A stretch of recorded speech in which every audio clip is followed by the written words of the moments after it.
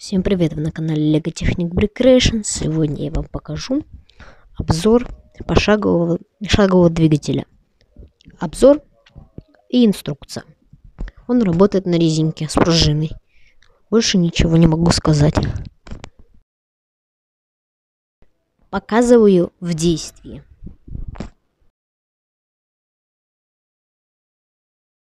У него есть маленькая проблема. Он немножечко возвращается назад после нажатия. Возможно, это из-за того, что стопор храповика неплотно прилегает к шестеренке.